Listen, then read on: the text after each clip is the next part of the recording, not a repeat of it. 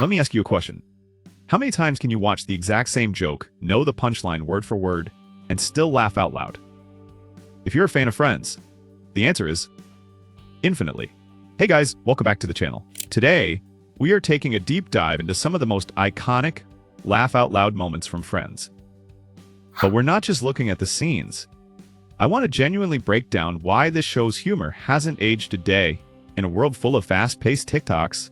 Why do you keep coming back to a coffee shop in the 90s? From Ross's blindingly white teeth to the legendary game of Don't Drop the Ball, we are going to look at the chemistry, the physical comedy, and the brilliant writing that made this cast a once-in-a-lifetime ensemble. If you love TV deep dives, make sure to hit that subscribe button, and let's get into it. Okay, the first thing that makes Friends absolutely brilliant is the characters' total dedication to the most ridiculous, mundane tasks. We get a perfect example of this with the ball game. The setup is ridiculously simple. Joey and Chandler are just throwing a ball back and forth. They realize they haven't dropped it in hours, and suddenly, it becomes a high-stakes mission. When Monica joins in, the dynamic completely shifts. Monica is notoriously competitive, and she takes a casual hangout and turns it into an Olympic sport. This is a masterclass in sitcom writing. When Phoebe finally drops the ball just because she sets it down on the table to eat, it's the perfect anticlimactic punchline. The build-up was intense, and the deflation was absolutely hilarious. Now, we can talk about Friends without bowing down to the absolute king of physical comedy and pure cringe. Ross Geller, David Schwimmer, honestly doesn't get enough credit for his ability to use his entire body to sell a joke. Let's talk about the teeth whitening scene. He leaves the gel on for way too long, and his teeth become terrifyingly bright. But it's not just the visual gag.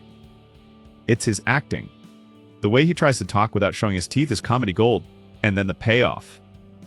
He's on a date, and they end up in an apartment with a black light. The reveal of his teeth glowing in the dark is an iconic piece of television. As a viewer, you experience intense secondhand embarrassment, but you cannot look away. Schwimmer plays the straight man to his own disaster perfectly. Let's pivot to the absolute wild card of the group, Phoebe Buffet.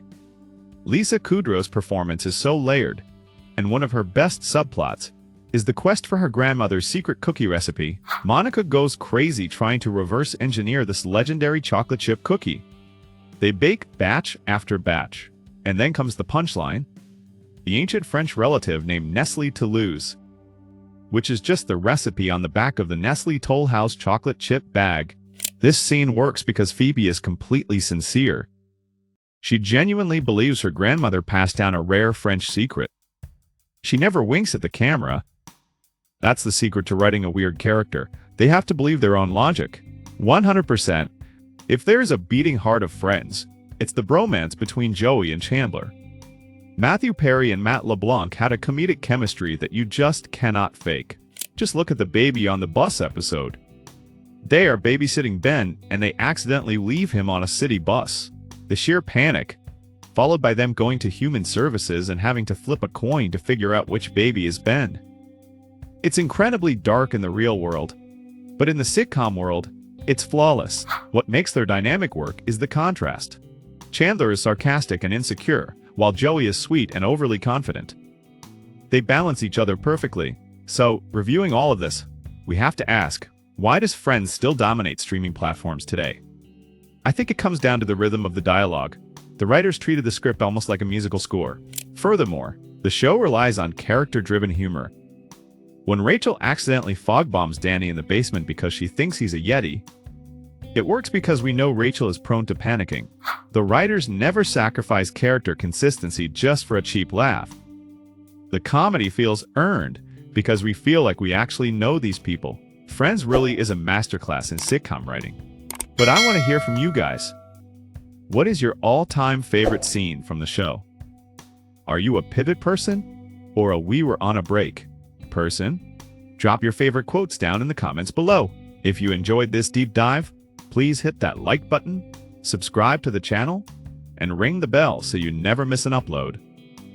Thanks so much for watching, and I'll see you in the next one.